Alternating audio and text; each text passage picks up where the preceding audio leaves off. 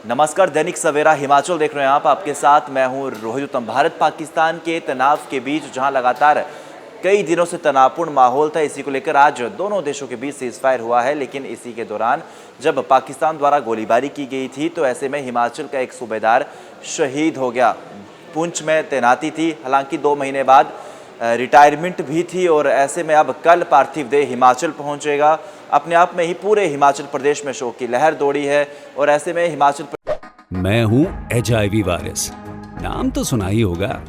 मुझे वो लोग बिल्कुल अच्छे नहीं लगते जो मुझसे दूर रहने के लिए हर बार कॉन्डम का इस्तेमाल करते हैं। जब खून चढ़वाने की जरूरत पड़ती है तो मान्यता प्राप्त ब्लड बैंक में चले जाते हैं। कोई बात नहीं, इन लोगों को अगर मुझसे दूर रहना है तो मैं भी ऐसे लोगों से दूर रहता हूं। तो मैं हूं HIV वायरस। मेरे बारे में जानने के लिए 1097 पर कॉल करके सवाल किया गया। हिमाचल प्रदेश राज्य एड्स नियंत्रण समिति द्वारा जनहित में जारी। प्रदेश के मुखिया सीएम सुखविंदर सिंह सुक्खू द्वारा भी देखिए श्रद्धांजलि भी अर्पित की गई है। सोशल मीडिया की बात की जाए तो देखिए ट्वीट भी किया और अब आधिकारिक तौर पर सीएम सुक्खू ने यह भी कहा है कि पूरे परिवार के साथ संवेदनाएं लगातार हिमाचल सरकार की हैं। और ऐसे में पवन जरियाल की बात की जाए तो वो पुंछ में तैनात थे। शनिवार सुबह करीब 5 बजे सूबेदार मेजर पवन कुमार को सीमावर्ती क्षेत्र पुंछ के कृष्णा घाटी में पाकिस्तान की ओर से की जा रही गोलीबारी के बीच गोली लग गई। गोली लगने के चलते वो गंभीर रूप से घायल हुए, जिन्हें तुरंत अस्पताल ले जाया गया, जहां उपचार के दौरान वो बलिदानी हो गए।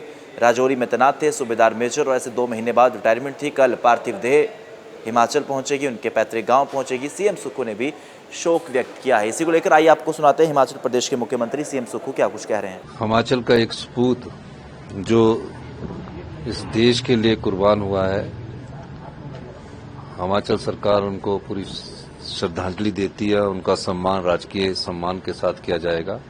मेरी उनके पिताजी से भी बात हुई है और उन्होंने बड़े गर्व से कहा कि मेरा बेटा देश के लिए कुर्बान हुआ है और हिमाचल की सरकार उनके प्रति संवेदनशीलता व्यक्त करती है और मृतक के जो हुआ है उसको श्रद्धांजलि अभी अर्पित करती है। मैंने डिप्टी कमिश्नर को भी दिशा निर्देश दिए हैं कि पूरा सम्मान उस वीर सैनिक का किया जाए, मेजर साहब का, जिन्होंने इस देश की एकता और अखंडता के लिए अपनी कुर्बानी दी है। बाकी जो भी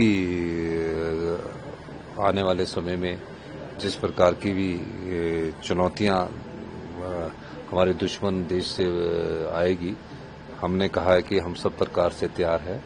2-3 जो ड्रोन के शेल्स हैं या मिसाइल्स के जो शेल्स हैं वो हमारे इंदौरा और उस बेल्ट में मिले हैं। तो हमने ये भी कहा है कि जैसे ही पंजाब में जो SOP लागू होती है युद्ध की तरह, वो नूरपुर और इंदौरा के सब डिवीजनों में दी जाए। DCC से जो डिप्टी कमिश्नर से मैं संपर्क में हूँ। अभी DGP साहब आए थे, DGP अजय यादव जी भी आए थे, उनसे मेरी बातचीत हुई है और मेरी चीफ सेक्रेटरी साहब से भी बात हुई है। उन सब लोगों ने हमारी जो आने वाले समय में जैसे जैसे ये लड़ाई एस्केलेट होती है तो हमें क्या मेजर्स अपनाने चाहिए, उस दिशा में हम कार्य कर रहे हैं। धन्यवाद।